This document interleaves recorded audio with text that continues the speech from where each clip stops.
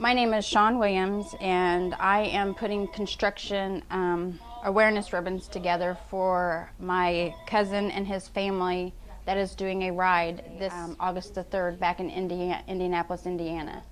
On May the 9th at 5:45 in the morning, my cousin's son, Coty Demoss, was taken in a construction accident where he was killed, where he worked for Reith Riley in Indiana. And I just want to get the word out so none of this happens to anybody else's family like it happened to us. It's really devastating. He was only 24 years old, and to be taken away from this world like he was, it's just, it's mortifying. We really do not want to lose any more loved ones from people driving recklessly through our construction zones.